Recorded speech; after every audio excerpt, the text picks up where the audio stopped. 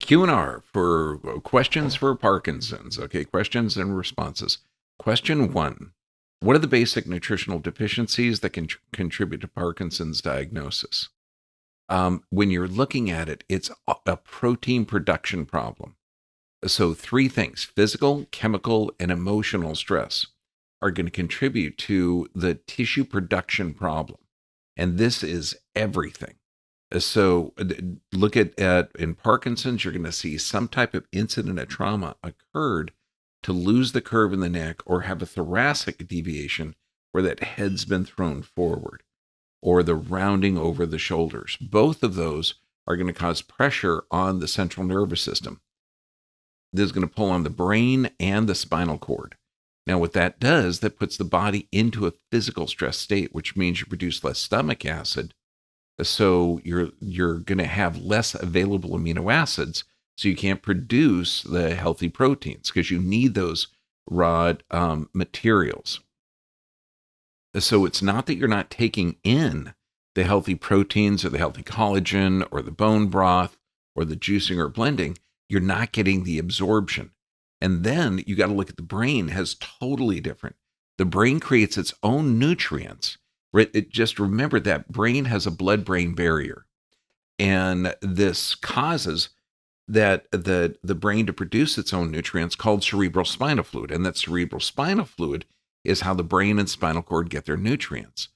So if you have an alteration in structure, you have an alteration in the production and flow of that cerebral spinal fluid. And in addition to which, that it puts you in a sympathetic dominant state because you have that fight and flight mechanism. So when you're in that fight or flight mechanism or physical, chemical, emotional stress, and think of the emotional stress, your face is looking different. You can't move as quick. You're getting less stimulation to the brain. And this is a cascade. That's why it's not just the nutrient deficiencies. This is why we talk about bone broth, collagen supplements, bentane hydrochloric acid for only a month, which increases stomach acid. But none of those matter unless you're addressing the stressors as well. Second part of the first question: is there a link between diabetes and Parkinson's? Absolutely. When you're looking at diabetes, particularly type 2, which is about 80% of all the diabetics, it's a food toxicity issue. And not just a food toxicity, it's a stress response. Figure when you look at type 1 diabetes, that's a defect of the pancreas not producing insulin. And that typically is an autoimmune condition caused by external environmental factors that we can't talk about on these questions. But just know that in type 1 diabetes, you're insulin deficient. Now, and also there is a factor of the blood poisoning by taking toxic foods. And if you're taking toxic foods, that's going to damage the gut flora, and that's going to create an imbalance in that intestinal tract where molds, funguses, and yeast can take over, and those can bore holes in the intestinal tract, creating a leaky gut. This is why increased intestinal permeability or anything that damages the gut flora is going to lead to Parkinson's symptoms. Okay, and I want to keep reiterating that it's the symptoms are really an adaptation to toxicity and deficiency. So when you're looking at the link to type 2 diabetes, there's a tremendous amount of energy in the blood. Okay, and what insulin's job is it goes up, knocks on the cell door opens, and glucose or energy rushes into that cell. In type 2 diabetes, insulin's knocking on the cell, but the cell wall won't open up because there's too much. There's an excess of energy in the blood. And then it's called insulin resistant. Now, in crazy world where we're living, they're going to give you drugs to lower the blood glucose. And instead of addressing the underlying cause, which is physical, chemical, emotional stress, all of those 3 stressors are going to cause your body to go in this fight or flight response that causes the liver to break glycogen down to glucose, so blood sugar goes up. And this can happen if you're watching a scary movie, or if you're in a space bubble where you're getting information that stresses you out. So because your body goes into this fight or flight so you can run away from danger. So blood glucose is elevated. And that's just crazy. So the link between the toxic nutrient enzyme deficient foods that causes an elevation in blood sugar, the emotional stress elevation in blood sugar, and the physical stress of where your body has that abnormal stimulation of the brain, but you're in that fight or flight state. All of these are going to lead to a type 2 diabetes. And that's why it's foolishness. I mean, even in the studies, they show that if you take a drug to lower, like metformin or glucophage, that lowers blood glucose, insulin remains high, and then there's damage to the cardiovascular system, increasing cardiac death. So you have to address the underlying causes of the three stressors to correct type 2 diabetes.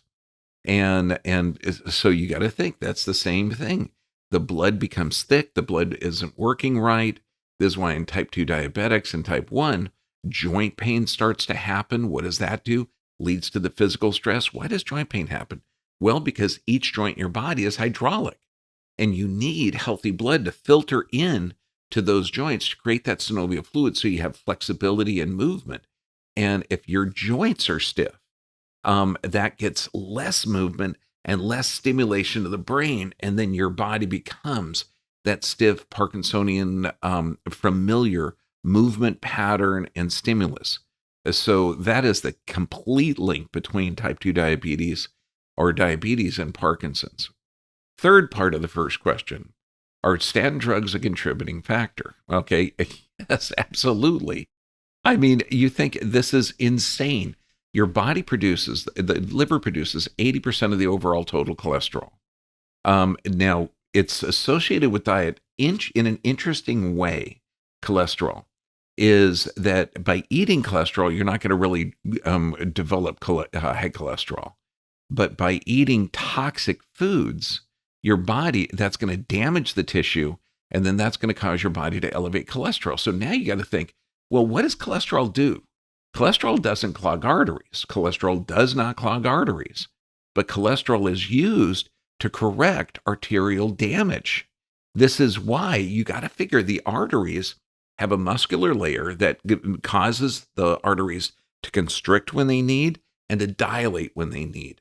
So if you're in a stress state, those blood vessels are constricted to the gastrointestinal tract because you want to run away from danger. You're not digesting food.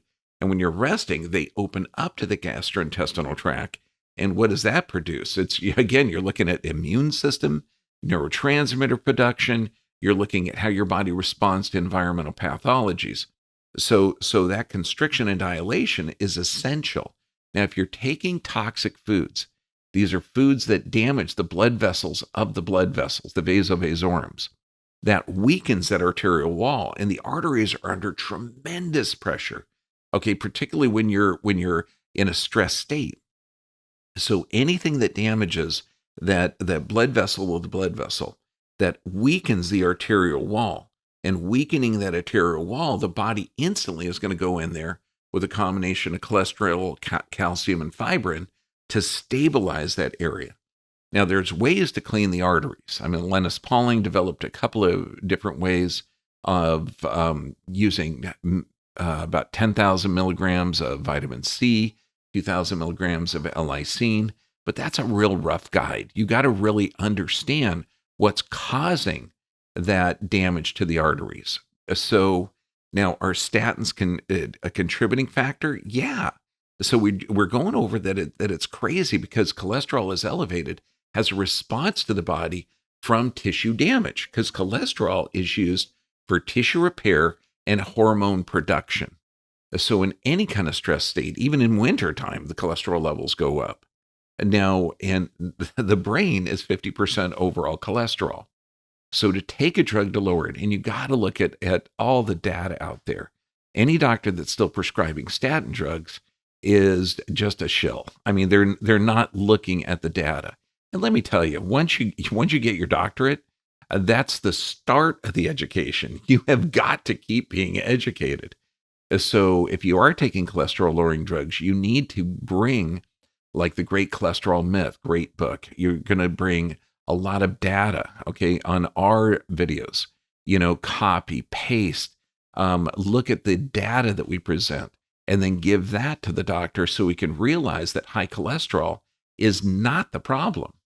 The response, the stress exposure to your body, the physical, chemical, emotional stress, causing that elevation in cholesterol, causing the stress hormones to be produced, because the cholesterol is the raw material for every glucocorticosteroid, mineralocorticosteroid, and sex hormone.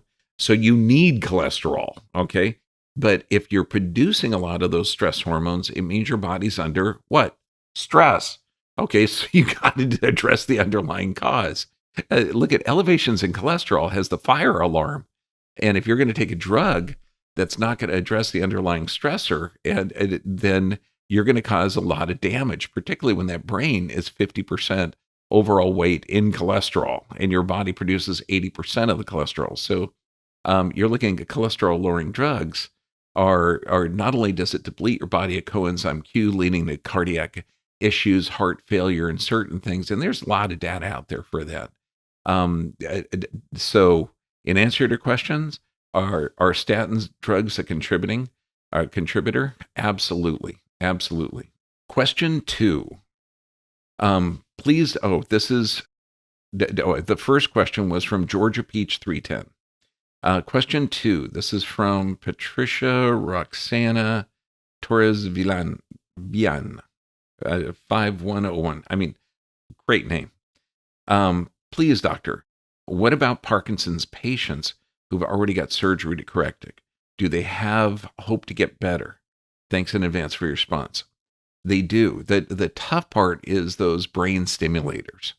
And that's, you're bypassing that the natural body's response in the trauma. So think of this. We know the causes of Parkinson's. It's physical, chemical, and emotional stress. And each person is going to have a different exposure to those stressors. So you have a person physically stressed, poor diet, chemically stressed, medications damaging their gut flora, okay, means neurotransmitter production is down. They're emotionally stressed because they're not taking charge of the input. Whatever you put in your brain is a computer. So you can put toxic, dangerous stress things in your brain, okay? Or you can put healthy, life-affirming joy in your brain. So, you've got to program that brain and understand that what you consume mentally and emotionally is a contributing factor to your health and disease. What you consume orally or digestive tract, okay, that's going to help you produce healthy cells or put you in a stress state. Physically, if you're not moving every joint every day, if you're not getting symmetrical motion, if you're not doing that diaphragmatic breathing, that again, that's a chemical stressor. If you have poor sleep patterns, that's a chemical stressor. So to do a brain stimulator or the surgery without addressing those underlying cause is mind-blowingly stupid. Okay, and I've seen some very short-term positive results. I have never seen long-term results, and I've had multiple patients who've had that surgery. There is a chance to recover, absolutely. And you've got to address the underlying cause. Nobody's suffering from a lack of an electronic device in the brain. Okay, that's really low-level thinking. Why is that there? Why is the body responding this way? What is the stimulus that causes the Parkinson's adaptation? That's the key. And luckily, human beings are built in the image and likeness of God. You're designed to live here. You're self-healing and self-regulating. Okay, you're more energy than matter. So your body can overcome almost every trauma. And I've seen that. So even though the trauma is in there, that the neurostimulator or, whatever surgery they're doing, you still have to correct it. Now, what's interesting though, surgeries has a contributing factor because remember, you've got all the joints in the spine and they've got to move. And if they move, they contribute to the information going up into the brain. And if you get more information into that brain, you're getting healthier brain function. You're getting a neuroplasticity. You're getting angiogenesis, blood vessel formation. You're getting a lot of positive effects by getting stimulus into that brain. And so this is why movement, symmetrical movement every day, it's why it's all of this is vital for brain function. Healthy gut function is vital for brain function.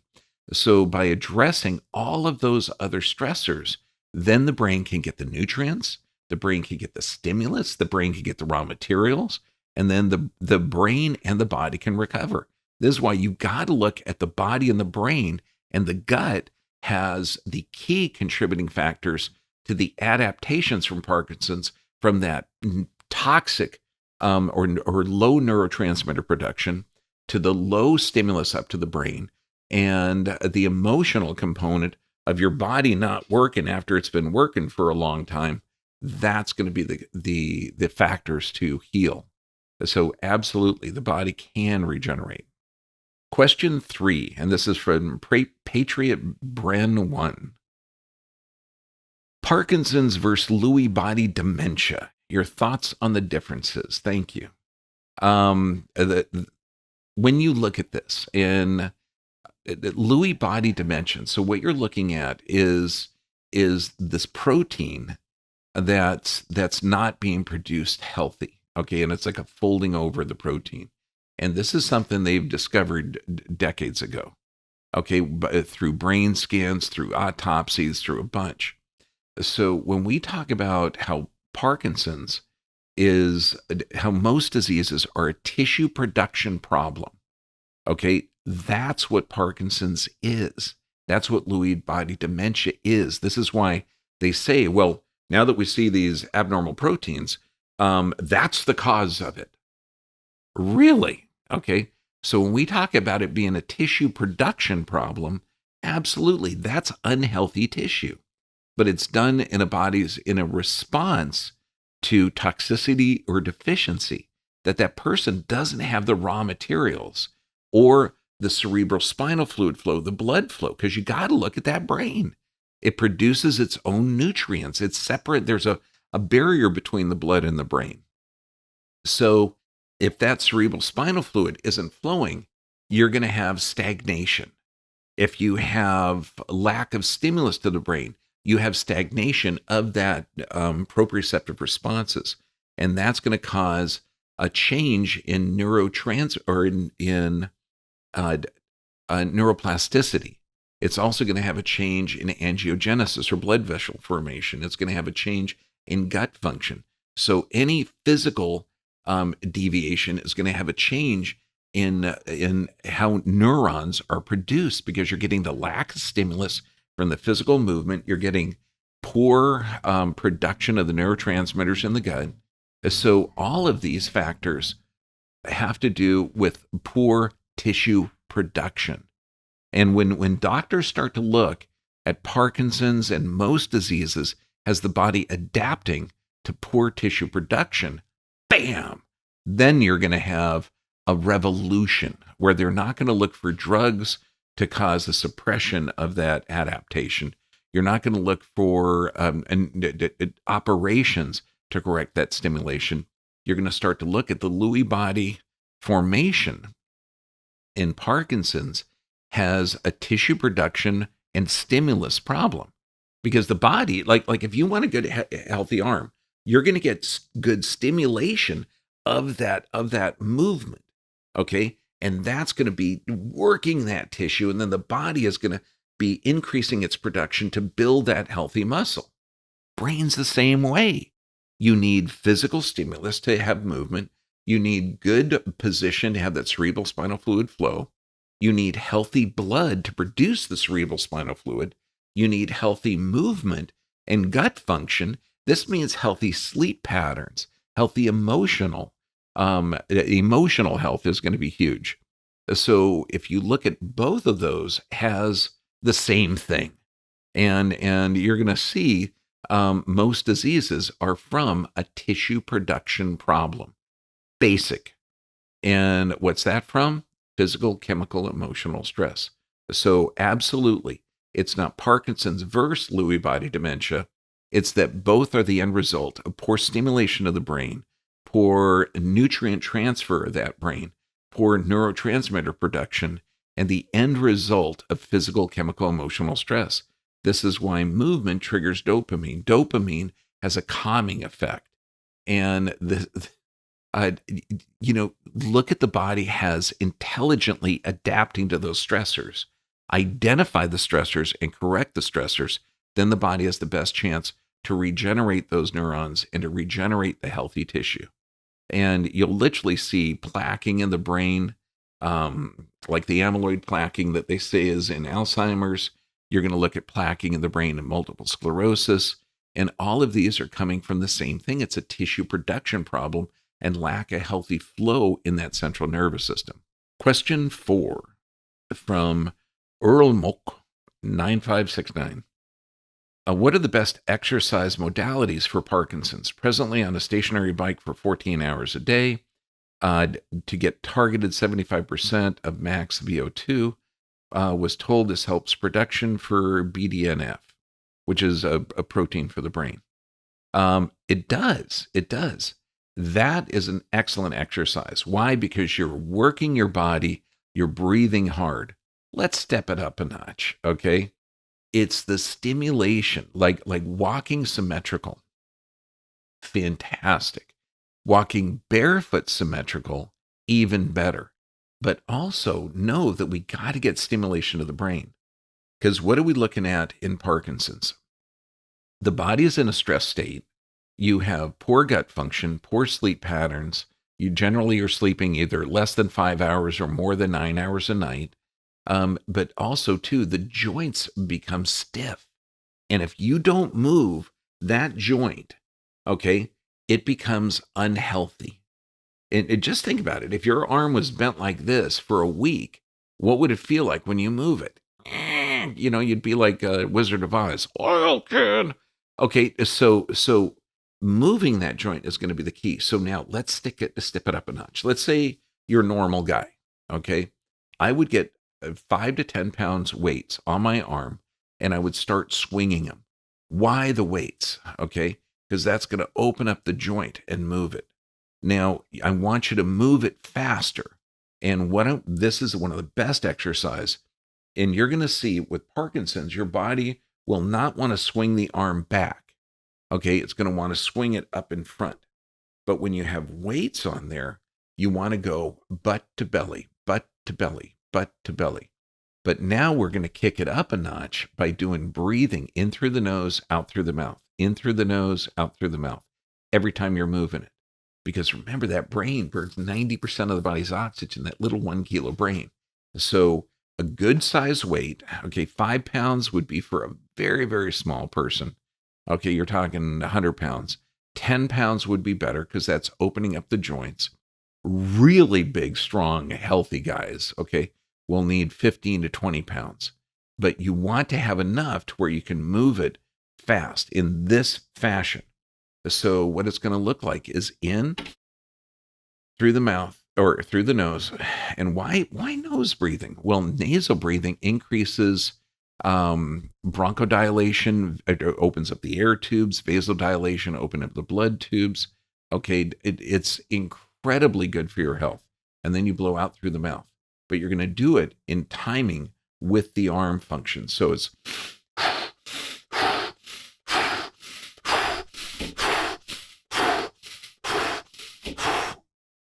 one of the best exercises ever.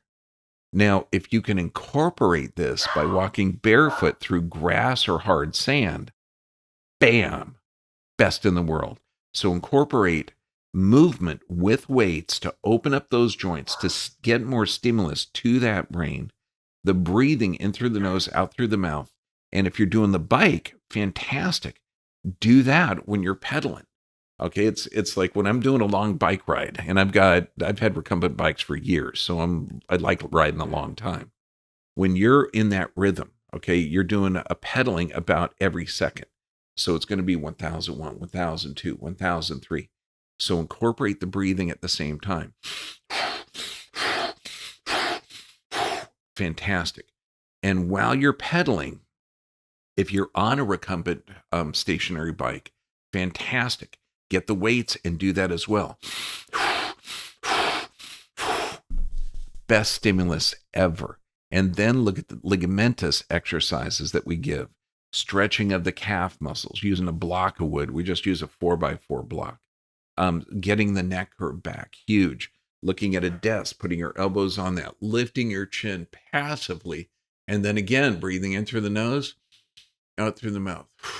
In through the nose, out through the mouth. Then look at sitting with a foam piece or rolled up towel or plastic water bottle, something about 4 inches in diameter, placed at the bottom of the elbows. Why? Because that's going to change. It's at the junction of the rib cage and low back. Bottom of the elbows, the bottom of the roll. 20 minutes in, 10 minutes out. 20 minutes in, 10 minutes out. So you turn sitting into therapy. Okay, you turn movement into therapy. If you're doing office work, you're turning that afterwards into therapy. What you got to understand with any kind of brain issue, it has to do with poor stimulation and poor oxygen transfer. In this body posture, you're not going to transfer a lot of oxygen. In this body posture, you're going to transfer oxygen. So diaphragmatic breathing is also one of the best exercises. And you will see a difference. And I'm talking in like a day, you're going to start noticing differences. But if you do that a half hour, several times a day, and so you're really focusing in on that stimulation, joint movement, and breathing, you're going to notice significant differences.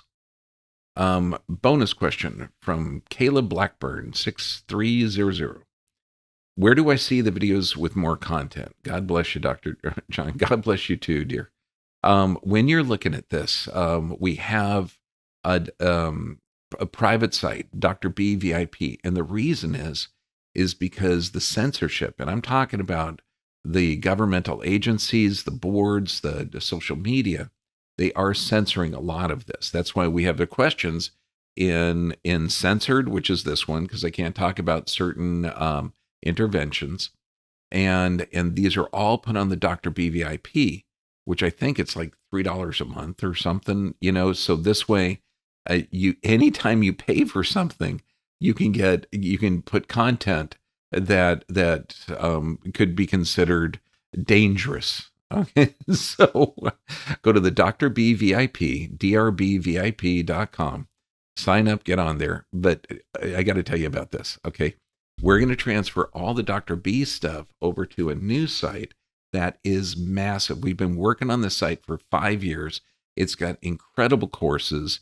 We have all sorts of different education levels, all of our censored and uncensored videos. Okay, everything in a database, because, let's face it, we're living in a different world now. And so this is going to be one of the largest natural education websites in the world, where we're going to be teaching doctorate level stuff. And let me tell you, parents, regular people, if you have a doctorate level education on how your body works, by gosh, you're going to have a healthier body. Okay, you're not going to be abdicating an authority over your health. But then, we can have different levels on this of education. So if you are the contractor, the mechanic, you're brilliant at taking diesel engines apart. You're the accountant, you're brilliant at taking apart financial statements. You're an investor, and health isn't your thing. You got that level of education. If you're a parent or an athlete, and health is your thing, well, you have that level of education. And all of this stuff is going to be on our new site. It'll be launched by September. We're working really hard to get the content in there. We've been working for years on this, baby, but you're going to like it. Go to the Dr. B VIP now, but the launch is going to be huge in September of this year.